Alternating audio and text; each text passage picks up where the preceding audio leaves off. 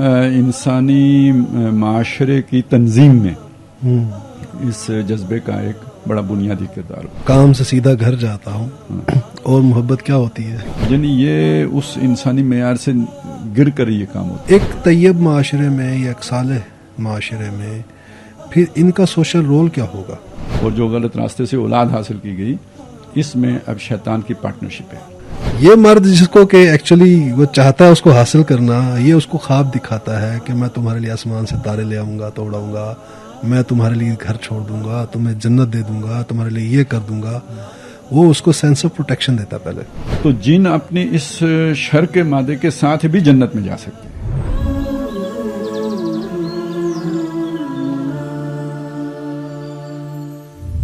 بسم اللہ الرحمن الرحیم. تذکرہ اور تبصرہ کی نئی ایپیسوڈ کے ساتھ آپ کی خدمت میں حاضر ہیں. ناظرین، ہم تزکیہ نفس کے عنوان سے ایک سیریز آف ایپیسوڈز کر رہے ہیں اور اس میں اب تک ہم 10 ایپیسوڈز کر چکے ہیں. گزشتہ ایپیسوڈ میں ہم نے تزکیہ نفس کے عنوان کے تحت ہم نے جو سیکس کا موٹیو ہے اس پر ڈیبیٹ ہم نے کی تھی، اور اس میں ہم نے 2 جہتیں ڈسکس کی تھیں. ایک انڈیویجول لیول کے اوپر کہ ایک فرد جو ہے اس کو اپنی انفرادی سطح پر کیا کیا تدابیر اختیار کرنی چاہیے یا کی جا سکتی ہیں جن کے ذریعے سے یہ جو سیکس ڈرائیو ہے اس کو چینلائز کیا جا سکے، اس کو لگام ڈالی جا سکے یا اس کو کنٹرول میں لایا جا سکے. اور دوسرا جو ہے ہم نے فیملی لیول کے اوپر جا کر ہم نے ڈسکس کی تھی چیزیں کہ کیا کیا چیزیں ہیں فیملی کے لیول کے اوپر جو اگر آپ اس کے ساتھ ریلیٹ کریں گے تو یہ جذبہ کنٹرول میں رہے گا. اور ہم نے اس میں بڑی تفصیل سے ڈسکشن کی تھی کہ فیملی کا انسٹیٹیوشن جو ہے وہ ایکچولی صرف اور صرف سیکشول گریٹیفیکیشن کا انسٹیٹیوشن نہیں ہے، بلکہ اس میں بہت سی ایک سوشل انسٹیٹیوشن ہے. اس کی بہت سی اور جہتیں ہیں جس میں جو اس جذبے کو لگام اس جو سیکس کا ڈرائیو ہے اس کو لگام ڈالنے کے لیے رسپانسبلٹی ہے، لائلٹی ہے، کمٹمنٹ ہے. یہ اس قسم کی جو نارمز ہیں، سوشل نارمز ہیں، اگر وہ نہ جوڑی جائیں تو پھر یہ جو ڈرائیو ہے یہ بے لگام رہے گا. تو آج ہم اس کی دوسری جو ہے ایک جہت کو ہم ڈسکس کریں گے خالد صاحب کے ساتھ، اور وہ ہے کہ سوسائٹی کے لیول کے اوپر جا کر دیکھیں گے اس کو کہ ایک اس کا کہہ دوں اس کو ایک بڑے دائرے میں جا کر دیکھیں گے کہ اس کا ریلیشن شپ کیا ہے اور اس کی امپلیکیشنز کیا ہے اگر یہ جو ہے جذبہ جو ہے اگر اس کو لگام نہ ڈالی جائے یا اس کو چینلائز نہ کیا جائے. تو خالد صاحب، آج ہم نے ڈسکس کرنا ہے کہ سوسائٹی کے ساتھ، معاشرے کے ساتھ جو ہے یہ کیسے لنکڈ ہے، کس طرح سے یہ اثر انداز ہوتا ہے یا ہو سکتا ہے. پہلے ہم اس کو اگر آپ ریلیٹ کر دیں، اس کا ریلیشن شپ اس لیئر آف کہہ لیں کہ اجتماعیت کے اس لیئر کے ساتھ اگر آپ جوڑ دیں تو پھر ہم آگے جا کے تزکیہ کی بحث بھی کر لیں گے کہ کس طرح اس کو چینلائز کرنا چاہیے. ہاں دیکھیں، ہماری جو بحث کی بنیاد ہے نا وہ تو یہی ہے کہ یہ جو جبلتیں ہیں ہماری، جن کو ہم ویسے تو یعنی اینیمل انسٹنکٹس کہہ سکتے ہیں، عوانی جبلتیں ہیں، لیکن یہ کہ ہم نے بات شروع یہ کی تھی کہ ان کا ایک مثبت استعمال ہے، یعنی یہ پرپسفل ہے، یہ محض شر نہیں ہے. ان کو ختم کرنا مقصود نہیں ہے، بلکہ یہ کہ ان کے ذریعے ان کو بہتر کام میں لانا اور ان کا ایک مثبت استعمال ہے جس کی طرف شریعت اور قرآن مجید اور جو بھی ہماری وہی جو ہمیں جس کی طرف رغبت دلاتی ہے یہ متوجہ کرتی ہے. تو اب دیکھیں، اس اعتبار سے اگر ہم دیکھیں تو جو ایک انسانی معاشرہ ہے، یعنی انسان کے بارے میں یہ بھی ہے نا کہ اس کی ایک سماجی ضرورت بھی ہوتی ہے، مل جل کے رہنا. سماجی حیوان بھی اسی لیے کہتے ہیں اسے کہ باقی حیوانات سے یہ ممتاز مل جل کے رہنے کے اعتبار سے. حالانکہ یہ مل جل کے رہنا حیوانی وصف نہیں ہے، یہ انسانی سطح کی ضرورت ہے، کمیونل سینس. اس میں تو ظاہر ہے کسی اجنبی کے ساتھ ایک بڑا گہرا مضبوط ریلیشن کا قائم ہونا، اس کے لیے کوئی بنیاد درکار ہوتی ہے. تو ایک یعنی صرف یہی ایک جذبہ نہیں ہے اس سماجی تعلق کو قائم کرنے کے اعتبار سے، بلکہ یہ کہ یہ ایک بنیاد فراہم کرتا ہے، یہ اس سے ابتدا ہوتی ہے. اور اگر ہم شریعت کے اعتبار سے دیکھیں نا تو صرف اتنی سی بات میرا خیال ہے سمجھنے کے لیے کفایت کرے گی کہ میاں بیوی کا جو آپس کا تعلق ہے، جو ان کا فطری ایک وظیفہ ہے، اس میں اور جسے ہم کہتے ہیں ناجائز تعلقات، ایکٹ کے اعتبار سے تو بالکل کوئی فرق نہیں ہے، ذرا سا بھی فرق نہیں ہے، ایک ہی کام ہے، صرف یہ ایک ویڈ لاک کے ساتھ ہے اور وہ وداؤٹ اینی ویڈ لاک ہے، بس اتنا سارا فرق ہے. تو ایکشن کو اگر آپ نے ناپنا ہو تو پھر تو ایکشن تو دونوں بالکل ایک ہے.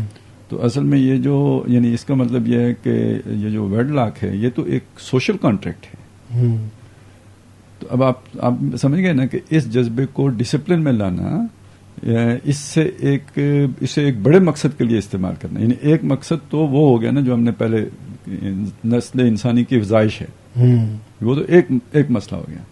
یہ اب دوسرا مسئلہ ہے کہ جو معاشرے کے درمیان ایک جوڑ پیدا کرنا ہے، دو افراد کو آپس میں جوڑنا ہے، تو اس کے لیے بھی یہ کام میں آتا ہے.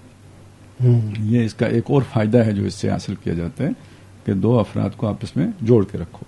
اچھا، یہ آپ کو یاد ہوگا کہ جو ہم نے تجزیہ کو زیر بحث لایا تھا تو اس میں یہ بات آئی تھی کہ جب آپ ادھر ادھر جو ہے نا وہ منہ ماری کریں گے تو نتیجہ یہ نکلے گا کہ آپ کا اپنا جو یہ خاندان کا ادارہ ہے یہ ڈسٹرب ہوگا، اور گھر کا ادارہ ڈسٹرب ہونے سے اگلی نسل پر اس کے اثرات پڑیں گے، باہمی اعتماد کا فقدان پیدا ہوگا. تو اب دیکھیں، اب اسے ذرا ریورس کر کے دیکھیں کہ اگر آپ کی توجہ کہیں ادھر ادھر بٹی ہوئی نہیں ہے اور اپنے گھر کی طرف ہی آپ فوکسڈ ہیں، تو اب آپ کا یہ جذبہ جتنا قوی ہوگا، جتنا اس کے اندر شدت ہوگی، تو اس کی سیٹسفیکشن کی جگہ جب آپ کے پاس ایک ہی ہے واپس اپنا گھر، تو یہ ادارہ کتنا مستحکم ہوگا، کتنا مضبوط ہوگا، کتنا اس کے درمیان جو ہے نا ایک یعنی یہ جذبہ جو ہے نا یہ ایک سیمٹ کا کردار ادا کر رہا ہوگا. تو انسانی معاشرے کی تنظیم میں اس جذبے کا ایک بڑا بنیادی کردار ہوتا ہے. صحیح. بقول شاعر جیسے وہ ہے کہ کام سے سیدھا گھر جاتا ہوں اور محبت کیا ہوتی ہے، اور محبت کیا ہوتی ہے. یعنی کمٹمنٹ کا لیول یہ ہونا چاہیے اصل میں کہ کام جب باہر کا ختم ہوا تو بندہ صرف رخ اس کا گھر کی طرف ہو. ایک لیڈر نے بات کہی تھی کہ شریف آدمی سب سے زیادہ بیوی کا وفادار ہوتا ہے. وہ بہت ہی شریف تھے ویسے خود بھی. اچھا خالد صاحب، یہ تو آپ نے جہت ایک ڈسکس کر لی، آپ نے یہ جو بتایا کہ یہ سیکشل ایکٹ ہے، یہ وہ کون سی چیز ہے جو کوالٹیٹیو ڈفرینس پیدا کر دیتی ہے ان کے درمیان.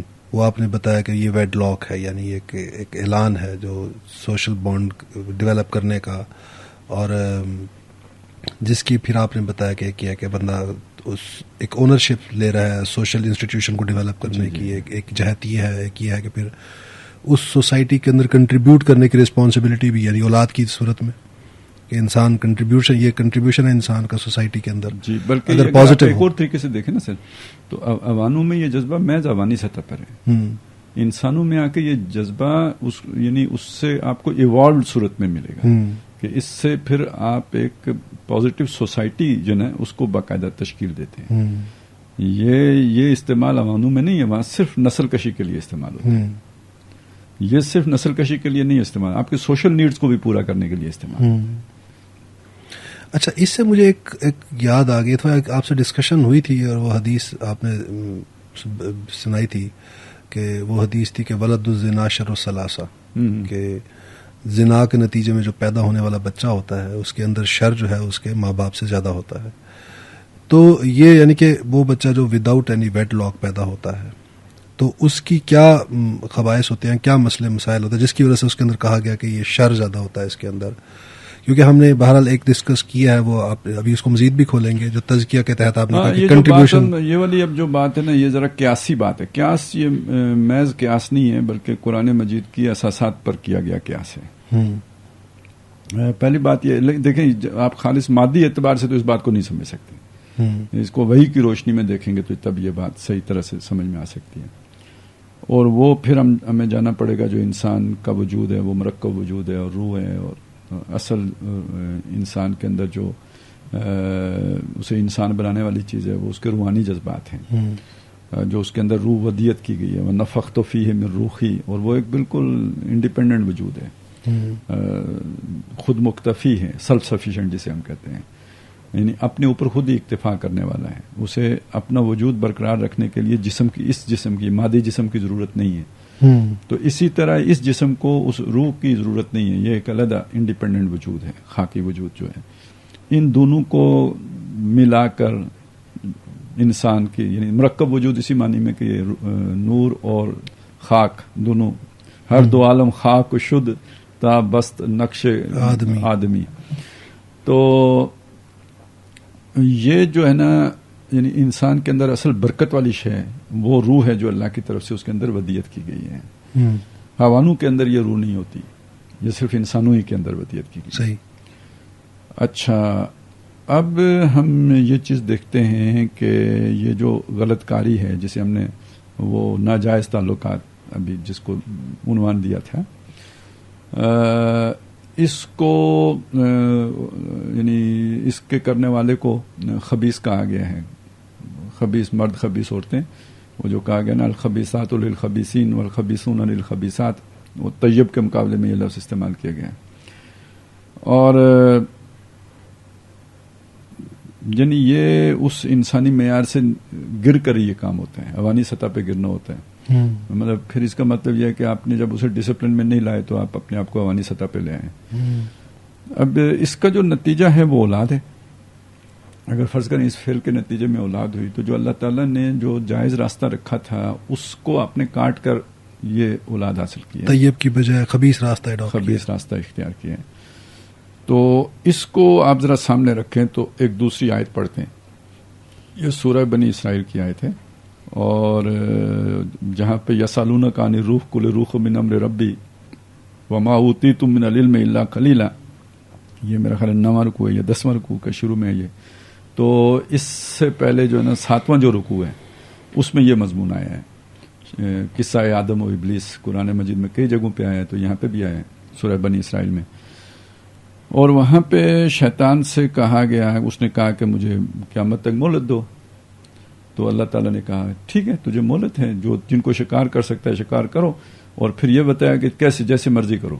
وَاسْتَفْزِزْ مَنِ اسْتَطَعْتَ مِنْهُمْ بِصَوْتِكَ وَأَجْلِبْ عَلَيْهِمْ بِخَيْلِكَ وَرَجْلِكَ وَشَارِكْهُمْ فِي الْأَمْوَالِ وَالْأَوْلَادِ وَأَعِدْهُمْ وَمَا يَعِدُهُمُ الشَّيْطَانُ إِلَّا غُرُورًا، کہ تم جو ہے نا ان کو اپنے آواز سے بھی پھسلاؤ، جس طرح چاہو انہیں رائے حق سے ہٹاؤ، آواز سے پھسلاؤ. تم ان پر اپنے پیادے لے کر آؤ، یعنی بری فوج لے کے آؤ، ان پر تم اپنے سوار لے کے آؤ، یعنی جنات کے ذریعے سے حملہ آور ہو، اور ان کے مالوں میں اور ان کی اولادوں میں شریک ہو جاؤ، پارٹنر بن جاؤ. وَشَارِكْهُمْ فِي الْأَمْوَالِ وَالْأَوْلَادِ وَأَعِدْهُمْ، انہیں امیدیں دلاؤ. یہ سارے شیطان کے حربے ہیں. ان حربوں میں سے یہ جو دو چیزیں ان کو ذرا ذہن میں لائیں کہ ان کے مال اور اولاد میں شریک ہونا. اب دیکھیے، اب اولاد اور مال، اولاد کی طرف ہم بعد میں آتے ہیں، پہلے مال کی طرف آ جاتے ہیں. ہم سب کو یہ بات معلوم ہے کہ مال کمانے کے دو طریقے ہیں، حلال طریقہ اور حرام طریقہ. کہا جاتا ہے کہ جی آپ کے مقدر میں جو کچھ لکھا ہے وہ تو آپ کو مل کے رہتا ہے، وہ آپ سے رک نہیں سکتا، وہ آپ کو ملے گا. یہ اب آپ پر ہے کہ آپ اسے جائز طریقے سے حاصل کرتے ہیں یا ناجائز طریقے سے حاصل کرتے ہیں، یہ آپ پر ہے. اچھا، آپ نے جائز طریقے سے حاصل کیا، یہ حلال مال ہے، کہتے ہیں یہ برکت والا ہوتا ہے. اچھا، آپ نے ناجائز طریقے سے، حرام طریقوں سے حاصل، رشوت سے حاصل کیا، کسی سے چوری کر کے حاصل کر لیا، کسی کو دھمکا کے حاصل کر لیا، بلیک میل کر کے حاصل کر لیا، ڈھاکہ مار کے حاصل کر لیا، ملاوٹ کر کے حاصل کر لیا، یہ وہ چیز ہے جو حرام کا مال ہے. عہدے کا استعمال کر کے حاصل کر لیا، یہ حرام مال ہے. اور حرام مال کے بارے میں کہتے ہیں یہ اس میں برکت نہیں ہوتی، اس کے اثرات جو ہے نا نسلوں کو بھگتنے پڑتے ہیں. یعنی یہ صرف آپ تک اس کا اثر محدود نہیں ہوگا، اس کا اثر آپ کی اولاد تک بھی جائے گا. تو یہ حرام مال ہے. تو حرام مال کی یہاں نسبت بتایا گیا کہ اس میں برکت نہیں ہوتی. اب آ جائیں اس آیت کی طرف واپس. تو دو چیزوں میں پارٹنرشپ کا کہا گیا، ایک حلال مال اور حرام مال، اور دوسرا حرام اولاد. یعنی یہاں جو حلال اولاد ہے اس میں وہ آپ کی اولاد ہے، اس میں شیطان کی پارٹنرشپ نہیں ہے. اور جو غلط راستے سے مال حاصل کیا گیا اور جو غلط راستے سے اولاد حاصل کی گئی، اس میں اب شیطان کی پارٹنرشپ ہے. اور جو دعا ہے ہمیں مسنون جو ملتی ہے اللہم جنبنا الشیطان وجنب الشیطان، وہاں پر بھی تو اسی چیز کی طرف ہے. ٹھیک ہے نا. یعنی یہ حلال تعلق میں بھی اس بات کا خیال رکھا جائے. تو جب تعلق یہ حرام ہے تو پھر کیا خیال رکھا جائے گا؟ تو وہ ہے اصل میں یہ جو کہا گیا نا شارکہم فی الاموال والاولاد، کا مطلب یہ ہے کہ ان کے وہ مال جو حرام سے کمائے گئے ہیں اور وہ اولاد جو حرام راستے سے حاصل کی گئی ہے اس میں تمہاری پارٹنرشپ ہے. تو جیسے حرام مال کے اندر برکت نہیں ہے، تو یہ جو حرام ذریعے سے حاصل کی گئی اولاد ہے اس میں بھی برکت نہیں ہے. آپ اسے یوں دیکھ لیں کہ اگر فرض کریں اولاد حلال راستے کی ہے لیکن آپ نے اسے حرام کھلایا ہے تو وہ اس کے اثرات اگر پڑیں گے، تو اگر وہ حاصل ہی حرام طریقے سے کی گئی ہے تو اس کے اثرات کیوں نہیں ہوں گے؟ ٹھیک ہے. تو اس میں شیطان کے اثرات جب آ جائیں گے تو یعنی یہ جو حدیث آپ نے پڑھی کہ جس میں بتایا گیا کہ یہ ایک فعل تو برا ہے جن دونوں نے مرد عورت نے کیا ہے، برا فعل کیا ہے، لیکن اس کا جو نتیجہ نکلے گا وہ اس سے زیادہ برا ہوگا. اس کے اندر برائی کا پہلو زیادہ ہوگا، یعنی خباثت کا کنٹریبیوشن ہو گیا نا. آپ اسے یوں سمجھ لیجئے نا، جیسے انسان بھی اللہ نے بنائے، جن بھی اللہ نے بنائے، فرشتے بھی اللہ نے بنائے. فرشتوں کے اندر شر کا مادہ ہی نہیں رکھا، وہ غلط کر ہی نہیں سکتے. انسانوں کے اندر دونوں رکھا، اما شاکرا و اما کفورا. اور جہاں تک جنات کا تعلق ہے تو ان پر یہ کہا جاتا ہے شر کا مادہ غالب ہے. یہ نہیں کہ ان میں خیر کا مادہ نہیں ہے، لیکن خیر کا مادہ مغلوب ہے، دبا ہوا ہے، کم ہے. جو غالب مادہ ہے ان کے اندر وہ شر کا مادہ ہے. اور بعض روایات سے پتہ چلتا ہے کہ جن اگر مسلمان بھی ہو جائے نا تو اس سے جھوٹ نہیں چھوٹ سکتا. اچھا. ہاں، وہ جھوٹ پھر بھی وہ بول لے گا. تو اب آ جائیں نا یہ والی اولاد پر، تو اب آپ اس کو یوں کہیں گے کہ ان پر شیطنت غالب ہے. صحیح. یعنی کم از کم اگر آپ جو بات استعمال کریں گے وہ یہ ہے کہ ان پہ شیطنت غالب ہوگی، اور خیر کا مادہ اگر ہوگا بھی تو بہت تھوڑا ہوگا، بہت کم ہوگا. یعنی ان کو جنات پر قیاس کر لیجیے. ایک بہت بڑا اعتراض اس تصور پر یہ آتا ہے کہ اس کا کیا قصور تھا، پیدا ہونے والے کا. میں ابھی سوال بھی یہ کرنا چاہتا تھا، اس کا کیا قصور تھا. تو اس کا کوئی قصور نہیں ہے. لہذا جب اس کا حساب ہوگا تو جو اس کی شاکلہ ہے اس کی بنیاد پر ہوگا. جو جیسے جن جنت میں جائیں گے نا، وَلِمَنْ خَافَ مَقَامَ رَبِّهِ جَنَّتَانِ، تو یہ جو دو جنتوں کا ذکر ہے، ایک جنوں کی جنت ہے، ایک انسانوں کی جنت ہے. تو جن اپنے اس شر کے مادے کے ساتھ بھی جنت میں جا سکتے ہیں. تو یہ اس کے قصور والا مسئلہ نہیں ہے. آخرت میں جب اس کا حساب ہوگا تو جو اس کا پوٹینشیل تھا، جو اس کے اندر خیر کی جتنی کچھ قوت تھی یا جتنا شر کا اس کے اندر مادہ، اس سب کو بیلنس کر کے اس کا حساب کیا جائے گا. لا یکلف اللہ نفسا الا وسعها. صحیح بات. وہ تو آخرت کا مسئلہ ہو گیا. دنیا میں مسئلہ یہ ہے کہ آدمی کی صلاحیتیں ہوتی ہیں. دنیا کا مسئلہ یہ ہے کہ آدمی کے اندر کچھ خیر ہوتا ہے یا شر ہوتا ہے. یہ اب اس کے جینز میں ہے، اور یہ اس کے ذریعے سے جو ہے نا یعنی یوں سمجھے اس کا معمول ہوتا ہے اپنے انہی جو بھی اس کے بیج میں جو بھی انہرنٹ چیزیں ہیں ان کا وہ غلام ہوتا ہے. تو اب یہ کہ اب اس کے جیسے وہ جن کی قدرت نہیں ہے سچ بولنا، وہ اگر مسلمان بھی ہو جائے تو جھوٹ بولے گا. تو یہ لوگ اس طرح کے لوگوں سے پھر دنیا میں فساد پھیلتا ہے. یہ مضمون آپ نے یعنی یہ کسی زمانے میں میرا بڑا پسندیدہ مضمون تھا، پھر میں نے تھوڑا اس سے صرف نظر کیا، لیکن اس کے ڈانڈے جا کے بہت آگے ملتے ہیں. اچھا. آپ اس کو یوں دیکھیں، ایک چیز سے دیکھ لیں. چلے میں یہاں سے بات اگر کروں کہ وہ جو ایک حدیث آپ نے سنی ہوگی کہ جس میں آتا ہے کہ شیطان اپنا تخت جو ہے نا پانی پہ بچھاتا ہے. جی. اور وہاں پہ اس کے پاس سارے چھوٹے بڑے شیاطین آ کے رپورٹیں پیش کرتے ہیں کہ ہم نے آج دن کو کیا کارنامے سر انجام دیے، کہاں ہم نے جو ہے نا جنگ کرا دی، کیا کرا دیا. وہ بڑا کول ہیڈڈ سنتا ہے، کوئی مطلب رسپانس نہیں ہے بالکل، یعنی وہ امپریشن لیس، وہ جو ہے نا ساری وہ سنتا رہتا ہے. آخر میں ایک جو ہے نا چھوٹا سا کوئی شتونگڑا وہ کہتا ہے کہ جی میں نے میاں بیوی کے درمیان لڑائی کرائی ہے. تو وہ کہتا ہے تم نے اصل کام کیا. اس پر وہ اچھل پڑتا ہے نا، وہ بڑا اس پہ خوش ہوتا ہے کہ یہ تم نے بہت اچھا کام کیا. تو اب آپ اس چیز کو سامنے رکھیں کہ وہ فیملی سسٹم کا کتنا مخالف ہے نا شیطان، وہ میاں بیوی کے تعلق کا فساد اسے کتنا پسند ہے. اب اسے لے کے جائیں آج کی معاشرت پر، تو وہ قومیں جہاں پہ فیملی کا نظام تباہ ہو گیا ہے اور میاں بیوی کے یہ رشتہ اب اس کے اندر کوئی جان نہیں رہی ہے، کوئی اٹریکشن باقی نہیں رہی ہے، اور اس ذمہ داری سے ورا ہی ساری سیٹسفیکشن کا سامان کر لیا گیا ہے، تو یہ پھر ایک شیطانی معاشرے کی صورت اختیار کر لیتا ہے، اور جسے کہتے ہیں نا وہ پھر اس والی جو خیر کے عناصر ہوتے ہیں اس سے پھر محرومی ہو جاتی ہے، نسل ہی ایک نئی طریقے سے وہ ہوتی ہے۔ اب شروع میں بڑی حیرت کی بات ہوئی تھی کہ یہ کیا بات کہی جا رہی ہے جو کلنٹن صاحب نے کہی تھی اپنے دور صدارت میں، امریکی صدر جو اپنے پہلے دور صدارت میں انہوں نے یہ بات کہی تھی کہ پتہ نہیں کون سی سن کا حوالہ دیا تھا کہ اس سن تک ہماری اکثریت جو ہے نا ان لوگوں پر مشتمل ہوگی جو بغیر کسی ویڈ لاک کے پیدا ہوئے ہوں گے۔ تو یہ بات مطلب یہ کوئی فخر کرنے کی بات نہیں ہے، یہ کوئی اس طرح ڈنکے کی چوٹ کہنے کی بات نہیں ہے جس طرح انہوں نے کہی، لیکن یہ کہ اگر آپ اس پر غور کریں کہ شیطانی ایجنڈا کیا ہوگا اور اگر آپ اس ایجنڈے کو سرو کر رہے ہیں تو پھر یہ ایک بہت بڑا میسج ہے کہ ہم بس اچیو کرنے کے قریب ہیں، بہت نزدیک آ گئے ہیں، جو ہمیں ایجنڈا سونپا گیا تھا وہ ہم آلموسٹ اچیو کر چکے ہیں اور فلانی سن تک اکثریت ہماری ایسی ہو جائے گی۔ اب اس کا دوسرا مطلب کیا ہے؟ اس وقت دنیا کو جس چیز کا سب سے بڑا خطرہ ہے وہ پولیٹیکل اسلام کا ہے، ٹھیک ہے؟ اب اگر آپ جو ہمارا تصور ہے خلافت کا، تو خلافت جانشینی کس کی؟ اللہ کی۔ اللہ کی جانشینی کا مطلب ہے اللہ کے پیغام کے ساتھ اٹیچمنٹ، اس کے بغیر وہ جانشینی ہو نہیں سکتی۔ اس پیغام کی جو ریسیپینٹ ہے آپ کے اندر وہ روح ہے آپ کی، اگر وہ روح آپ کے اندر ہے ہی نہیں تو آپ منصب خلافت کے اہل نہیں ہیں۔ صحیح۔ جنوں کو کیوں نہیں خلافت دی گئی ہے؟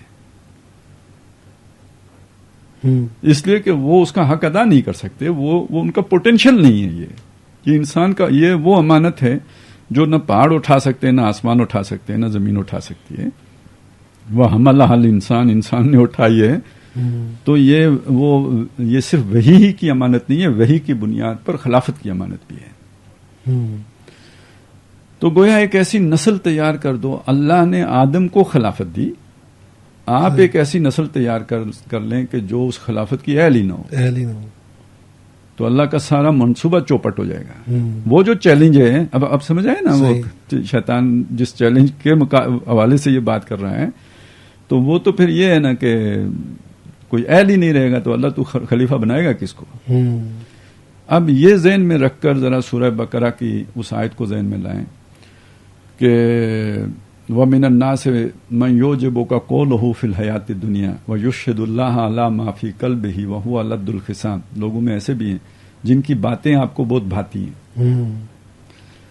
اور وہ اللہ کی قسمیں کھا کے اپنے دل کی کیفیت پر باتیں کرتے ہیں، یعنی اللہ کو گواہ بنا کر کرتے ہیں، حالانکہ سخت مخالف ہیں، اندر سے مخالف ہیں، اوپر سے چکنی چپڑی باتیں کریں گے جیسے ہم پچھلے کچھ عرصے میں سنتے بھی رہے۔ اور وَإِذَا تَوَلَّى، ان کی اصلیت کیا ہے کہ جب یہ مڑ کے جاتے ہیں ادھر یہ باتیں کر کے، جب اپنے مڑتے ہیں تو یفسدوا فی الارض، زمین میں فساد مچاتا ہے وہ، وَيُهْلِكُ الْحَرْثَ وَالنَّسْلَ، وہ کھیتی کو اور نسل کو برباد کرتا ہے۔ اب اس کی ایک جو ظاہری الفاظ سے کھیتی سے مراد آپ کھیتی لیں اور نسل سے مراد نسل انسانی لیں، تو ابھی جو نسل انسانی کا ہم نے ابھی آپ کے سامنے میں رکھا نا، یعنی اگر آپ نے نسل انسانی born without any wedlock والی نسل انسانی پیدا کی ہے تو آپ نے نسل انسانی برباد کی ہے، ٹھیک ہے نا؟ اچھا، لیکن میں نے تفاسیر میں دیکھا ہے کہ بعض مفسرین نے بہت پہلے، یعنی یہ کوئی آج کی بات نہیں، بہت پہلے یہاں کھیتی سے مراد میاں بیوی کے تعلق لیا ہے۔ اچھا۔ اور قرآن مجید نے نساؤکم حرث لکم کہا ہوا ہے، تو یہ کوئی ایسی بعید اذکار قسم کی تعویل نہیں ہے۔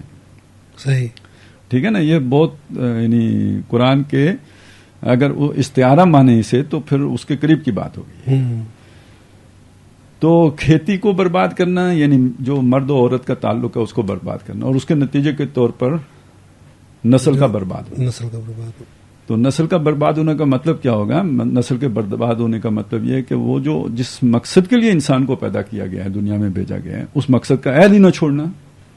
تو وہ شارکہم فی الاموال والاولاد. تو اب یہ پورا اگر آپ سامنے رکھیں تو پھر آپ کو اس جذبے کو ڈسپلن میں لے کے آنے کی اور اس کا تزکیہ کرنے کی اہمیت زیادہ اجاگر ہو جائے گی. صحیح. تو اب وہ طیب کا معنی بھی آپ کے سامنے اجاگر ہو جائے گا کہ جو اپنے اس جذبے کو اس ڈسپلن میں لا کے جو شریعت نے دیا ہے استعمال کرتے ہیں یہ طیبین ہیں. صحیح. اور جو اس کو بغیر کسی ڈسپلن کے، بغیر کسی آرڈر کے، بغیر کسی جو ہے نا ضابطے کے، بے محابہ حوانی طریقے سے پورا کرتے ہیں تو یہ خبیث ہیں. یعنی آپ کے جو رائے ہے وہ مختلف جو پوائنٹس کو آپ نے کنیکٹ کر کے لاجیکل ریزننگ سے جو آپ کنکلوژن ڈرا کر رہے ہیں وہ یہ ہے کہ یہ جو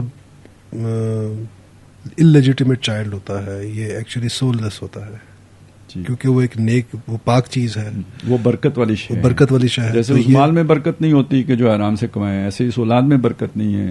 اور اس کی برکت کیا ہے؟ وہ روح جو اس کے اندر ودیت کی جاتی ہے، وہ ریسیپینٹ ہی نہیں ہے. جی، جو ریسیپینٹ پاک چیز جو ہے، وہ طیب چیز جو ہے وہ اس سے خبیث چیز قرآن اس کے اوپر سے گزرے گا. صحیح.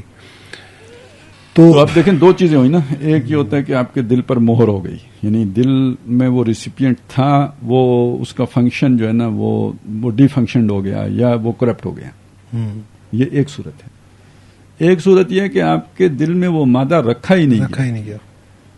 وَمَن لَّمْ يَجْعَل لَّهُ نُورًا فَمَا لَهُ مِن نُور. سورہ نور کی جو 5واں رکوع ہے شاید اس کے آخر میں یہ بات آئی ہے. یہ آیت نور سے شروع ہوتا ہے، اللہ نور السماوات والارض مثل نورہ. جو اس کے نور کی مثال بعض مفسرین نے کہا فی قلب المومن، یعنی مومن کے دل میں اللہ کے نور کی، یعنی اللہ پر ایمان کی مثال یہ ہے. اس کا اختتام جا کر یہاں اس پر ہوتا ہے وَمَن لَّمْ يَجْعَلِ اللَّهُ لَهُ نُورًا. جس کے لیے اللہ نے کوئی نور رکھا ہی نہیں، فَمَا لَهُ مِن نُور. اس کے لیے کوئی نور نہیں ہے. تو شروع میں جو بات آئی وہ کیا؟ نورن علی نور. ایک نور اس کے اندر ہے، وہ جو نور رکھی گئی ہے. دوسرا نور اللہ نے یہ محمد الرسول اللہ پہ ہوتا ہے صلی اللہ علیہ وسلم، قرآن مجید.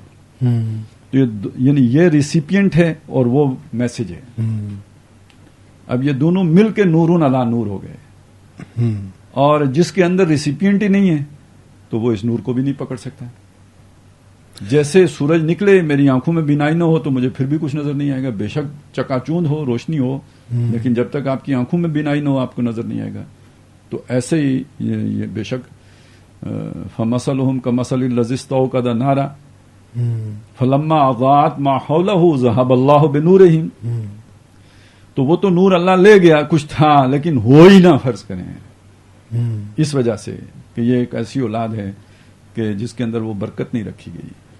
تو شیطان کی پارٹنرشپ ہے اس میں. تو پھر یہ کہ وہ کیسے رائے ہدایت پر آ سکتے ہیں تو خیر اور وہ فسادی مچا سکتے ہیں. ان یاجوج و ماجوج مفسدون فی الارض. یہ یاجوج و ماجوج فسادی نہیں ہے نا، یہ جو ناجائز اولاد ہے یہ بھی فسادی. اور کیا پتہ یہی یاجوج ماجوج ہوں، کیونکہ بعض احادیث میں آیا نا کہ دنیا میں خبث جو ہے اس کی کثرت ہو جائے گی. تو اس کا یہ مطلب بھی ہو سکتا ہے کہ زنا کی کثرت ہو جائے گی، اور اس کا یہ مطلب بھی ہو سکتا ہے کہ اس زنا کے نتیجے کی کثرت ہو جائے گی. اکثریت جو ہے نا ان لوگوں کی ہوگی جو بورن وداؤٹ اینی ویڈلاک ہوں گے. اچھا خیر صاحب، پھر اس سے ایک اور نتیجہ بھی کھڑا، ایک سوال پیدا ہوتا ہے، ایک اور مسئلہ کھڑا ہوتا ہے جو میرے ذہن میں بھی آ رہا ہے. وہ یہ ہے کہ یہ جو لوگ ہیں جن کے اندر شر زیادہ پایا جاتا ہے، وہ جو حدیث ہم نے بیان کی کہ ان میں ولد الزنا شر الثلاثہ، کہ ان میں شر زیادہ ہوتا ہے، اور آپ نے پھر مزید بھی کھول کے کہا کہ یہ ہدایت ان پر اثر نہیں کرتی کیونکہ وہ دروازہ ہی بند ہو چکا ہے، ہوتا ہی نہیں ہے، وہ کھڑکی نہیں ہے. تو ایک طیب معاشرے میں یا ایک صالح معاشرے میں پھر ان کا سوشل رول کیا ہوگا؟ کیا ان کو کوئی پبلک آفس دیا جانا چاہیے؟ کیا کسی پوزیشن کے اوپر کوئی ذمہ داری؟ ناؤن ہے نا پبلک آفس. دیکھیں یعنی کچھ یعنی ایسے جو ہوتا ہے ایک کی پوسٹ پہ تو شاید یعنی یہ تو اب یہ ساری وہ چیزیں ہیں جن پر اجتہاد کرنا ہوگا، یہ نئے مسائل ہیں نا. لیکن اتنا تو مجھے پتہ ہے کہ جیسے امامت ہے، مسلح پر کھڑا کرنا ہے نماز کی امامت کے لیے، 2 رکعت کی امامت کی بات کر رہا ہوں، یہ تو اس کے بارے میں تو یہ ہے کہ جی جس جو ناؤن ہو وہ امامت نہیں کر سکتا، یعنی جس کا معلوم ہو، جن کا جسے معلوم ہو کہ یہ اس طرح کا ہے. تو باقی اس کے حق حقوق ہیں، لیکن امامت کے مسئلے پر نہیں کھڑا ہو سکتا. یعنی اس کو اگر وہ امامت صغرا کا اہل نہیں ہے تو امامت کبریٰ کا اہل کیسے ہوگا؟ صحیح. یعنی حقوق تو باقی شہریوں والے سارے حاصل ہوں گے، لیکن ذمہ داریاں جو ہیں وہ اس کو نہیں حاصل ہو سکیں گے اسے. ٹھیک ہے. اور یہ دوسری طرف سے اگر آپ آئیں گے نا وہ فساد والے اس میں، تو ذمہ داریاں دی ہی ایسے لوگوں کو دی ایسے لوگوں کو جائیں گی. اچھا. جن کو آج کل ہم بولڈ کہتے ہیں. ہاں صحیح. وہ اصل میں امپلائڈ میرے سوال میں جواب ہو گیا کہ ایسا معاشرہ جہاں پر ایسے لوگ اوپر آ جائیں تو پتہ لگ جائے گا کہ اسی سے حساب کے لگا لینا چاہیے کہ معاشرہ کتنا صالح ہے یا کتنا طیب ہے. جہاں پر اگر یہ بحث ہم نے آ کے کھولی جو ہے نا تزکیے میں، اگر ہم تجزیے میں کھولتے ہیں نا تو پھر میں آپ کو کچھ اور بھی کافی مطلب یعنی جو انگریز آیا اس نے آ کے یہاں نظام تعلیم کے انٹروڈیوس کروایا، ٹھیک ہے نا. پھر اس کی دیکھا دیکھی ہمارے دینی مدارس کے اندر بھی وہی نظام آ گیا، ٹھیک ہے نا. یہ مطلب یہ ہاسٹل لائف کا کوئی تصور ہمارے مدارس میں پہلے سے نہیں تھا. پھر اس سے جو خرابیاں پیدا ہوئیں تو چلیں مزید تجزیے کی ضرورت نہیں ہے، تجزیے کی بات. اچھا. تو اب یہ معاشرے کی ہم بات کرتے ہیں. اب آپ نے یہ تو ٹھیک ہے آپ نے بتا دیا ریلیٹ کر کے کہ یہ جو ایکٹ بظاہر جو ہے کہ ایک انڈیویجول ایکٹ نظر آتا ہے یا انڈیویجول ڈرائیو نظر آتا ہے سیکس، اس کی سوسائٹل امپلیکیشنز کیا ہیں یا سوسائٹی سے اس کا ریلیشن شپ کیا ہے، یہ کیا، تو وہ آپ نے ایک ہولسٹک پکچر میں اس کو پریزنٹ کر کے آپ کنیکٹ کر کے بتا دیا. اب آپ کو یہاں پہ وہ فرائڈ والے تصور کے ساتھ جو فرق ہو جاتا ہے نا وہ بھی تو ذہن میں رکھنا چاہیے. وہ اس کا صرف ایک اینگل دیکھتا ہے. جی جی بالکل. وہ جب ایک اینگل دیکھتا ہے تو اسے جو ایک ماں کی محبت ہے بیٹے کے لیے وہ بھی اسے اسی جذبے کا پرتو نظر آتی ہے اسے، ٹھیک ہے نا. جب آپ اس کے یہ والے سارے اینگل دیکھیں گے تو معلوم ہے انسان محض جو ہے نا ایک سیکسول جو ہے نا اینیمل نہیں ہے. اس کے کچھ سوشل نیڈز بھی ہیں، اس کے ساتھ کچھ اور چیزیں بھی جڑی ہوئی ہیں. صحیح. تو وہ ساری مل کے تو پھر ایک ایکشن کو جو ہے نا وہ جسے کہتے ہیں نا پیدا کرتی ہیں. آپ معیشت میں آپ کہتے ہیں کہ ذرائع پیداوار 4 ہیں، ایک شے تو پیداوار نہیں دے سکتی نا جب تک 4 چیزیں جمع نہ ہوں. تو اسی طرح انسانی ایک ایکشن جو ہے اس کے پیچھے کیوں آپ ایک ہی ڈرائیو کو لے کے آ جاتے ہیں، ایک ہی موٹیو کو لے کے آ جاتے ہیں. یہ آپ کی شارٹ سائٹڈنس ہے. صحیح. اور بڑے بڑے جناب آج کے دانشور جو ہے نا بہت بڑے نامی گرامی، اب ظاہر ہے فرائڈ کوئی چھوٹا سا نام تو نہیں ہے، یہی ٹھوکر کھا کے بیٹھے ہوتے ہیں. صحیح بات. اچھا خان صاحب آپ نے جو جہاں ڈسکشن میں ہمیں پروپوز کیے یا بتایا، آپ نے پروپوز تو نہیں کیا بلکہ آپ نے بتایا ایکچولی کہ انڈیویجول لیول پر کیا کیا کرنے کی ضرورت ہے، فیملی کے لیول پر کیا کیا کچھ کرنے کی ضرورت ہے کہ ہم اس کو چینلائز کر سکیں اس ڈرائیو کو، تو سوسائٹی کے لیول پر جا کر کیا پریکاشنری میئرز ہیں جو کہ ہمیں اڈاپٹ کرنی چاہیے یا لینی چاہیے تاکہ یہ اس کو جو ہے وہ کنٹرول میں رکھا جا سکے. اب دیکھیں نا یہ معاشرے کا بیلنس، دیکھیں یہ معاشرے کو توازن دینا، اسے معتدل رکھنا، اس میں اس طرح کی چیزوں کو پیدا ہونے سے روکنا ایک بڑا حکیم آدمی کا کام ہے. تو یہ حکیم جو ہے نا انسان تو ٹھوکریں کھا کے ہوتا ہے. اللہ تعالیٰ کی حکمت بڑی محکم ہے، اس میں بڑا یعنی دوام ہے، استمرار ہے، اس کو کوئی سیکھنا نہیں ہوتا، وہ تو ہمیشہ سے ہے. لہذا قرآن مجید میں ہمیں جو احکامات دیے گئے ہیں نا، یہ خاص طور پہ سورہ بنی اسرائیل کا حوالہ پھر آ گیا ہے. تو جو 10 کمانڈمنٹس ہیں 3 اور 4 رکوع میں، اس کو کنکلوڈ کیا ہے ذالک مما اوحی الیک ربک من الحکمہ. یہ جو آپ کو ہم نے احکام دیے نا، یہ آپ کے رب نے اپنی حکمت سے آپ کو احکام دیے ہیں، آپ کو حکم بھیجے ہیں، یہ وحی کیے، یہ کمانڈمنٹس دیے ہیں، یہ اس کی حکمت کے مظاہر ہیں. اس میں جو پھر سوسائٹی کے لیے ایک گائیڈ لائن دی گئی ہے وہ یہ ہے کہ یہ جو فعل ہے نا یہ غلط، مطلب دیکھیں ہے بڑا پوٹنٹ جذبہ، لیکن اس کا یہ جو ایک رستہ رکھا ہے نکاح والا، ورڈ لاک والا، اس سے ہٹ کر جو دوسرا یعنی جیسے زنا کہتے ہیں ہم، اس کے قریب بھی نہیں پھٹکنا. ولا تقربوا الزنا. اب یہ دیکھیں یہ قرآن مجید میں جیسے متشابہات اور محکمات کا فرق ہوتا ہے نا، یہ محکم آیت ہے. جو محکم آیت ہوتی ہے نا اس کا جو لفظ، اس کا لفظی معنی کی بڑی اہمیت ہوتی ہے. متشابہ اس میں تو استعارہ بھی ہوتا ہے، کنایا بھی ہوتا ہے، وہ ذرا ایک سے زائد معنی بھی ہوتے ہیں. یہ جو محکمات ہوتی ہیں ان کے بہت کلیئر کٹ معنی ہوتے ہیں. اب یہ جب اس میں یہ قریب نہ جانے کا مطلب کیا ہے کہ آپ کو ایسی قانون سازی کی ضرورت ہے کہ یہ اس کو ناممکن بنا دو. صحیح. کیونکہ قریب جاؤ گے تو یہ فیل ہونے کا امکان ہے. تو قریب نہیں جانا، تو اس کا مطلب یہ جتنے بھی آپ کے ہاں پردے کے احکامات ہیں، محرم غیر محرم کی جو تمیز جو دی گئی ہے کہ یہ محرم، بلکہ محرم جو بھی ہیں ان کے ساتھ بھی ایک حد تک رہنے کی وہ ہمیں پروٹوکولز دیے گئے ہیں. نگاہیں نیچے رکھنے کی بات کی گئی ہے. تو اور یہ کہا گیا کہ جی نکاح میں آسانی کرو، تاکہ وہ نکاح کر دو، اپنے رنڈووں کے بھی کر دو، بیواؤں کے بھی کر دو. یہ سارا در حقیقت یہ اس کے قریب نہ جانے کے لیے جو ہے نا یہ سارے احکام دیے گئے ہیں. پھر اب آ جائیں اس چیز کی طرف کہ جو سزائیں تجویز کی گئی ہیں. اسی طرح ارلی میرج بھی ہے. ہاں ارلی میرج بھی ہے. ٹھیک ہے نا. وہ یہ نہیں کہتا کہ بچہ پاؤں پہ کھڑا ہو جائے تو میرج ہے. یہ والدین کی ذمہ داری لگائی ہے کہ اگر بچہ بالغ ہے اور اس کے والدین اس کو نکاح کرانے کی پوزیشن میں ہیں اور وہ نہیں کراتے اور اس سے کوئی غلطی ہوتی ہے تو ذمہ داری والدین پر ہے. ہمارے یہاں تو آپ دیکھتے ہیں نا، ہم تو اب تو آج صرف کریئرز ہی نہیں ہوتا. اب ایک تو کریئر تو بہت بعد کی بات ہے. اب تو سب سے پہلی ڈیلیئنگ جو ہرڈل ہے یا کاز ہے وہ تو ایجوکیشن ہی ہے بذات خود. ہمارے بچے کی تعلیم نہیں ہوئی ہے، ہماری بچی کی ابھی ایم فل تو کرنے دو. جی جی جی. وہ بچی 24-25 سال کی ہو جاتی ہے اور اس میں پھر وہ سارا کچھ ہو جاتا ہے یا بچہ یا بچی جو بھی ہے. تو وہ جو ہم بات یہ کر رہے تھے کہ ارلی میرجز ہوں، یہ سارا کچھ اس لیے ہے کہ یہ اس فعل کے یعنی اس کی جائز رستہ کھلا رہے، آسان رہے، اس پر کوئی پابندی نہ ہو، اور دوسرا رستہ مشکل بنا دیا جائے، اس کے قریب بھی نہ پھٹکو.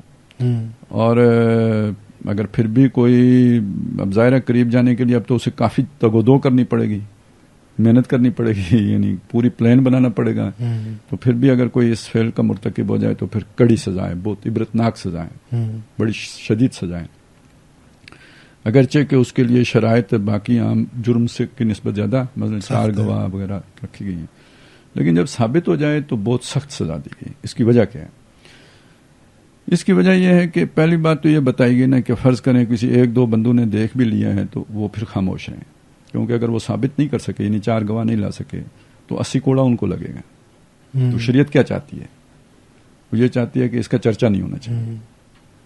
ہو بھی گیا ہے تو خاموش رہو، گند کو ڈھانپنا چاہیے، ڈھانپ دو اسے. یعنی آپ نے دیکھ بھی لیا، اپنی آنکھوں سے دیکھا ہے، ذکر مت کرو کسی سے، کیونکہ یہ ذکر کرنا خود ترغیب دینے کے درجے میں آ جائے. یہ جو سکینڈل چھاپتے ہیں نا اخبار، اور یہ جو بریکنگ نیوز آتی ہے اور وہ پھر یہ ہو گیا اور وہ ہو گیا، تو یہ تو ترغیب دینے کا ذریعہ بن جاتا ہے. تو اس لیے یہ اس کو منہ سے بھی نہ نکالو. لیکن بالفرض اگر کسی نے منہ سے نکالا ہے پھر منطقی انجام تک پہنچاؤ کہ اگر وہ تو 4 گواہ لے کے آ گیا تو پھر تو جو اس کے مرتکبین ہیں ان کو پھر سزا ملے گی، اور بڑی کڑی سزا ملے گی، تاکہ چونکہ چرچا ہو گیا ہے، لوگوں کو معلوم ہو گیا ہے، تو پھر لوگوں کو اس کا انجام بھی معلوم ہو جائے. اور اگر وہ نہیں ثابت کر سکا تو پھر جس نے وہ الزام لگایا اس کو 80 کوڑے مارو، تاکہ یہ انجام بھی معلوم ہو جائے کہ یہ اس طرح بات منہ پہ لانے کا نتیجہ کیا نکلے گا.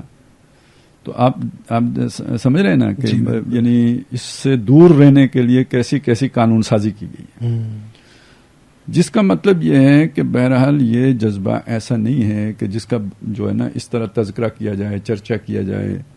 اس کو ذرا یعنی رکھا لائنے ہے، بہت قوی رکھا ہے، بڑا طاقتور جذبہ دیا ہے، لیکن اس کو ذرا جسے کہتے ہیں ڈھانپ کے رکھنے کا، قابو کر کے رکھنے کا، اس گھوڑے کی لگامیں کھینچ کے رکھنے کا بھی پورا ایک پروٹوکول دے دیا ہے.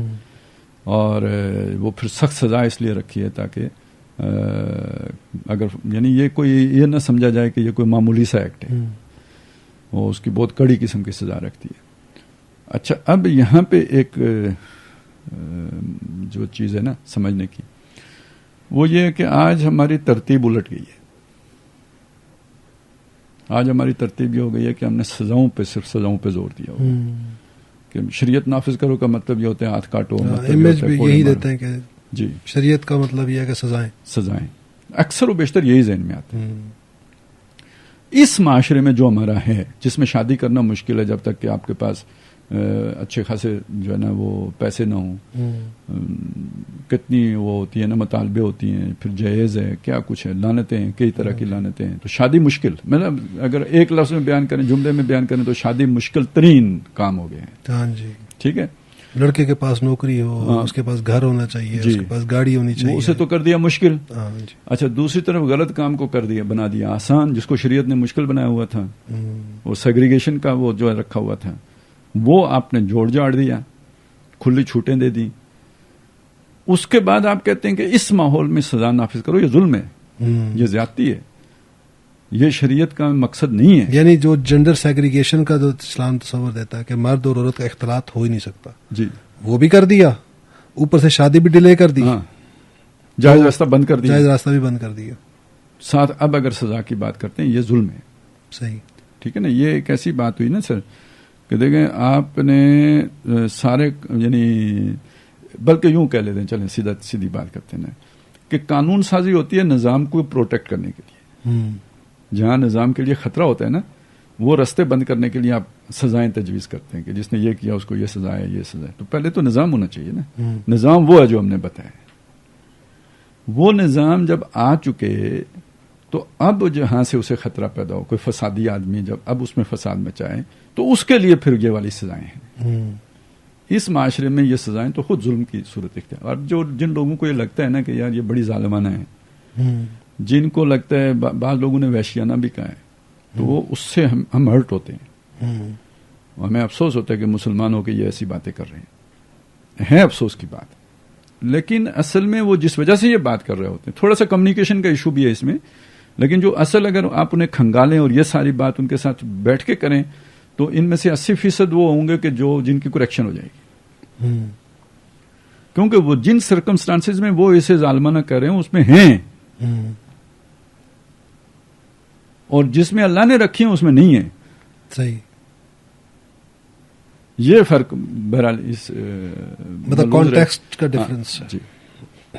اچھا خالد صاحب، یہ تھوڑا سا میں چاہتا کہ وہ اگرچہ آپ نے اشاروں میں تو بات کر دی ہے، میں چاہتا ہوں کہ اس کی تھوڑا سا آپ حکمت کے پوائنٹ آف ویو سے بھی اس کو ایکسپلور کر دیں کہ جو جینڈر سیگریگیشن کی جو اسلام کا جو معاشرتی نظام ہے اس میں ایک یہ بھی اس کی جہت ہے کہ مرد اور عورت کا اختلاط، یعنی کہ مل جل کر رہنا یا کام کرنا یہ نہیں ہو سکتا. یعنی پردے کے احکام، پردہ تو خیر ایک جزوی چیز ہے، اس کا ایک حصہ ہے. یہ جینڈر سیگریگیشن ہے کیا؟ اس کو یہ ظلم ہے، میں ظلم کہوں گا، اور یہ عورت پہ ظلم ہے. میں تو چاہتا ہوں ایک تو یہ آپ ایکسپلین کرتے ہیں کہ جینڈر سیگریگیشن ہے کیا، اور اسلام کے جو اگر اس کی بات کرتا ہے تو اس کے پیچھے حکمت کیا ہے. ٹھیک ہے. یعنی یہ چیزیں نا، ایک ہوتا ہے اختلاط مرد و زن، یعنی مردوں عورتوں کا اکٹھ ہونا، کسی جگہ پہ اکٹھا رہنا، اکٹھے کام کرنا، جاب اکٹھی ہونا، کسی تقریب میں اکٹھے ہونا بغیر کسی وہ جو ہے نا وہ کون رشتہ دار ہے نہیں ہے، جو بھی ہے سب مل جل کے شانہ بشانہ، شادی کے فنکشن ہو رہے ہیں تو اکٹھے ہو رہے ہیں. یہ ہے اختلاط. اسلام اس کا مخالف ہے کہ آپ غیر محرم کے ساتھ اکٹھے نہیں ہو سکتے، مخلوط محفل نہیں ہو سکتی، مخلوط معاشرت نہیں ہو سکتی. یہ مخالف ہے اسلام. اس کا نقصان میں یہ کہہ رہا تھا کہ سراسر عورت کا نقصان ہے، مرد کا نقصان نہیں ہے اس میں. عورت کا کیسے؟ یعنی یہ ظلم ہے. عورت کا نقصان کیسے ہے کہ دیکھیں یعنی یہ اب میں یہی کہہ رہا تھا نا، انسانی معاشرہ اور انسان ایک بڑی نازک مضمون ہے یہ، اور یہ سائنس کی طرح سادہ مضمون نہیں ہے، یہ بڑا پیچیدہ مضمون ہے. اب اس میں آپ یہ دیکھیں کہ گھر بنانا ہے، گھر بنانے میں مرد نے جا کے عورت کے ساتھ نہیں رہنا تھا، عورت نے آ کے مرد کے ساتھ رہنا تھا. یہ اب قدرت کی تقسیم ہے، ٹھیک ہے، یہ ہے اسی طرح ہی ہے. تو اللہ تعالیٰ نے اس کی طبیعت کے اندر ایک لچک رکھی ہے، ایڈجسٹیبل ہونے کی رکھا ہے. مرد میں نہیں رکھا ہے، اس میں اس کی نسبت ریجیڈیٹی ہے. عورت کے اندر جو ہے نا ایڈجسٹمنٹ کی صلاحیت ہے، اور وہ اس نیڈ کے لیے تھی کہ اس نے جا کے وہاں پہ اپنے آپ کو نئے ماحول میں ایڈجسٹ کرنا تھا. صحیح. یعنی اس کے اندر ایک ایکسیپٹنس ہوتی ہے، اس کے اندر ایک ایڈجسٹمنٹ کا معاملہ ہوتا ہے. وہ بہرحال جو بھی نیڈی ہو اس کے اندر عیاری تو آئی جاتی، اپنی ضرورت پورا کرنے کے کرتب بندہ تو مطلب سیکھ ہی لیتا ہے نا. عوام سیکھ لیتے ہیں تو انسان کیوں نہیں سیکھے گا؟ تو اب جو فعالیت ہے نا اس جذبے میں، مطلب ضرورت عورت کی بھی ہے، ضرورت مرد کی بھی ہے، لیکن مرد اس معاملے میں زیادہ فعال ہوتا ہے، اقدام وہ کرتا ہے، پیش قدمی وہ کرتا ہے. سیکشل بیہیویئر مرد کا اگریسو ہے، ٹھیک ہے، اس کا ایڈجسٹمنٹ والا ہے. تو یہ بڑی آرام سے آسانی سے اسے جو ہے نا وہ جیسے کہ شیشے میں اتار لینا، سبز باغ دکھا لینا، ایکسپلائٹ کر لینا، یہ بہت آرام سے کر لیتے ہیں. اور اس کے بعد دیکھیں اب فطری بوجھ تو سارا اس پہ پڑ گیا. یعنی ایک تو وہ چیز ہو گئی نا کہ بھئی داغ لگ گیا، اگر بات نکل گئی داغ لگ گیا، یہ ایک پہلو ہو گیا. چلیں آپ نے ایجوکیشن سے اور چیزوں سے یا ماحول ہی ایسا ڈیٹ بنا دیا کہ اب چلیں یہ چیز کو اتنی وہ نہیں اہم رہی، لیکن بالفرض اس کے نتیجے میں کوئی جو ہے نا وہ کنسیو کر گئی، تو اب وہ ساری ذمہ داری اس پہ آ گئی، جبکہ وہ اس کی ذمہ داری ہے نہیں. اس نے اس کے حمل کی مشقت بھی اٹھانی ہے، اسے دودھ بھی پلانا ہے. اب اس کے بعد اس کی ساری سوشل سماجی ذمہ داری بھی اس پہ آ گئی جو مرد نے اٹھانی تھی ساری. تو مرد تو فائدے میں چلا گیا، اس پہ کوئی ذمہ داری ہی نہیں آئی، کوئی بوجھ ہی نہیں پڑا، اس نے اپنی لذت بھی پوری کر لی اور کوئی ذمہ داری بھی نہیں اٹھائی، اور سارا وزن پڑ گیا اس ذمہ داری کا عورت کے اوپر. تو نقصان میں کون رہا؟ ہر اعتبار سے وہ نقصان میں رہی. اچھا پھر یہ اگر اس کانٹریکٹ کے نتیجے میں ہونا تھا تو وہ تو لائف پارٹنر ہو گئے نا، وہ تا حیات کی انشورنس ہو گئی. اچھا صرف یہی نہیں ہوا بلکہ یہ کہ خاوند نہیں ہے، اس کے بعد بچے ہیں، تو ان کی جنت اس کے پاؤں کے نیچے رکھ دی گئی. اور اس صورت میں تو کچھ بھی نہیں ہے، سارا سراسر نقصان عورت کا ہے. یہ اس کی پروٹیکشن کے لیے یہ سارا نظام بنا ہے. مرد تو چاہے گا کھلا ماحول ہو، یہ کیا پابندیاں ہیں، یہاں بڑی جنسی گھٹن ہے. فیمنسٹ موومنٹ کے دیکھیں نا بڑے بڑے جو ایڈوکیٹس ہیں، آپ کو میجورٹی نظر آئے گا کہ مرد ہی ہیں. مرد ہیں. ہاں وہ جو ہے نا کسی نے یہ کہا نا کہ بھائی بیڑیوں نے بکریوں کی آزادی کی تحریک چلائی ہوئی ہے، انہیں آزاد کرو، انہیں جنگل میں کھلا چھوڑو. جی یہ حقیقت حال ایسے ہے بھی، فیکچولی بھی بات ایسی ہے کہ آپ کو فیمنسٹ موومنٹ جو ہے اس میں زیادہ تر بڑے نام جو نظر آتے ہیں وہ مرد ہیں، یا مرد ہیں یا وہ بیوقوف عورتیں ہیں جن کو مردوں نے اعلیٰ بنایا ہوا ہے. وہ وکیل مردوں کی ہیں، وہ عورتوں کی وکیل نہیں ہیں. آپ کو لگتا ہے یہ کہ وہ عورتوں کی وکیل ہیں، وہ عورتوں کی وکیل نہیں ہے، مردوں کی وکیل ہیں. صحیح. وہ ان کے لیے شکار جمع کر کے لاتی ہیں، گھیر کے لاتی ہیں بلکہ. تو یہ جینڈر سیگریگیشن جو ہے اس کا آپ نے بتایا کہ یہ اس کا ایک جہت یہ بھی ہے جینڈر سیگریگیشن کی. اچھا میں چاہ رہا ہوں کہ تھوڑا سا ایڈ کر دوں، میرے ذہن میں اچانک ایک نقطہ آیا سائیکالوجی کے پوائنٹ آف ویو سے، جو آپ نے ابھی بات کی نا کہ مرد اپنے سیکشل بیہیویئر میں زیادہ اگریسو ہے، عورت جو ہے اس کا جو ہے سیکشل بیہیویئر جو ہے وہ لیس اگریسو ہے، یا یوں کہہ لیں کہ زیادہ ڈیفینسو ہے. ہوتا یہ ہے کہ یہ جو اگریسو بیہیویئر ہے مرد کا، اس میں جو اس کی جو ایکسپریشن ہے، جس فارم میں یہ آتا ہے اگریشن اس کا سیکشل، وہ تو کہ مرد کی خواہش ہوتی ہے کہ جس چیز سے وہ اٹریکٹ ہو رہا ہے نا جس عورت سے، وہ اس کو فوراً حاصل کرنا چاہتا ہے، آگے بڑھ کے اس کو حاصل کرنا چاہتا ہے. عورت کی جو ٹینڈنسیز ہیں وہ اس کے اندر گریز کا پہلو ہے، اور وہ سبمیشن کا پہلو، جو آپ نے ایڈجسٹمنٹ کا کہا نا کہ وہ سبمیشن والی اس کا جو ایکسپریشن ہے، سیکشل ایکسپریشن جو ہے وہ سبمیشن کا ہے. ٹھیک ہے.